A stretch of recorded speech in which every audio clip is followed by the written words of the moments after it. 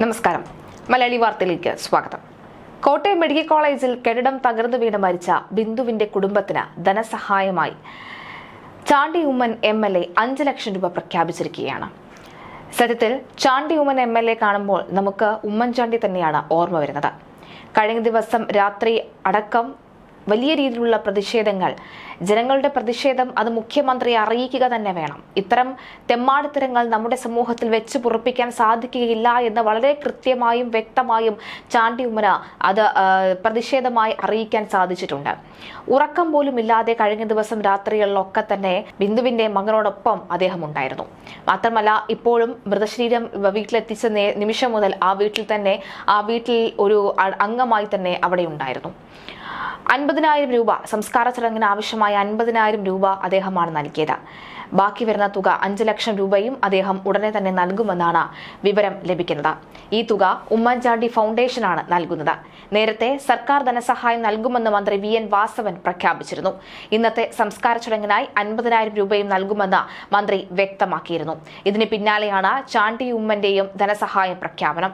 അപകടം നടന്നയുടൻ ചാണ്ടി ഉമ്മൻ സ്ഥലത്തെത്തിയിരുന്നു. പിന്നീട് രക്ഷാപ്രവർത്തനം ഉൾപ്പെടെ നടന്നത് ചാണ്ടി ഉമ്മന്റെയും പ്രതിഷേധത്തെ തുടർന്നാണ്.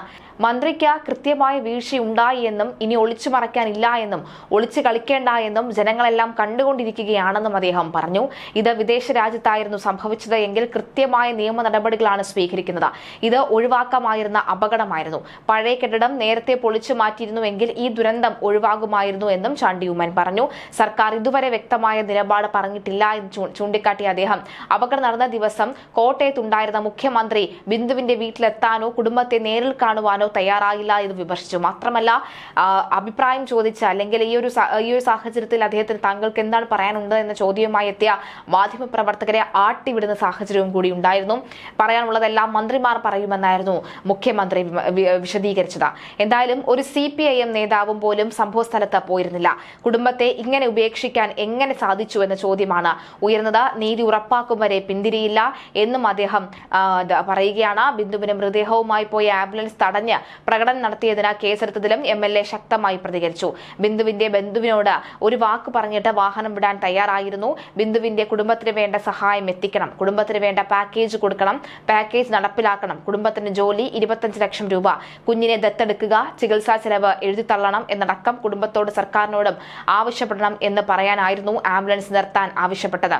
പോലീസ് ഇതേ മനോഭാവം ഉച്ചയ്ക്ക് കാണിച്ചിരുന്നുവെങ്കിൽ എന്ന് ആഗ്രഹിച്ചു പോവുകയായിരുന്നു എന്നും അദ്ദേഹം പറയുന്നു. പോലീസ് പ്രശ്നമുണ്ടാകാൻ വേണ്ടി ചെയ്തതല്ല, ഒരു പ്രത്യേകം ഒരാളുടെ നേതൃത്വത്തിലുള്ള സ്ഥാപനത്തിന്റെ വണ്ടിയാണ്.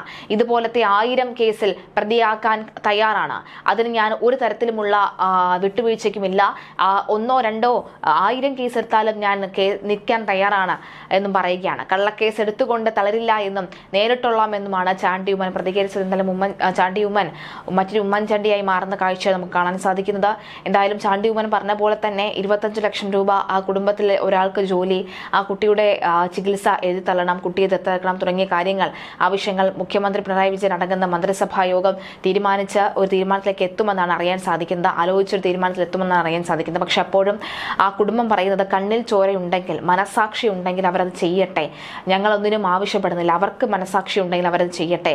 അങ്ങനെ മനസാക്ഷി ഉണ്ടായിരുന്നെങ്കിൽ ഒരു പക്ഷേ ആ ഒരു പ്രശ്നം, ആ ഒരു ബുദ്ധിമുട്ടുണ്ടായ സമയത്ത്, ഞങ്ങളുടെ അത്താണി നഷ്ടപ്പെട്ട ആ സമയത്ത് തന്നെ മുഖ്യമന്ത്രി അത് പ്രഖ്യാപിക്കുമായിരുന്നല്ലോ. ഇനി ഞങ്ങൾക്കൊരു പ്രതീക്ഷയുമില്ല, ഞങ്ങൾക്ക് പോകേണ്ടതെല്ലാം പോയല്ലോ എന്നാണ് പറയുന്നത്. സത്യത്തിൽ ആ വീട്ടിലെ കരച്ചിലോ നിലവിളിയോ, ആ ഒരു അമ്മയുടെയും മക്കളുടെയും ആ ഭർത്താവിനെയും ഒക്കെ തന്നെ ആ ഒരു മുഖം കാണുമ്പോൾ നമുക്ക് ഒരു കാരണവശാലും നമുക്ക് ഒന്ന് കണ്ണ് നനയിക്കാതെ ആ ദൃശ്യങ്ങൾ കാണാൻ സാധിക്കുകയില്ല എന്നുള്ളതാണ്. മുഖ്യമന്ത്രി നിങ്ങളൊക്കെ ഒരു മനുഷ്യനാണോ എന്ന ചോദ്യം വീണ്ടും വീണ്ടും ആവർത്തിച്ചു പോവുകയാണ്.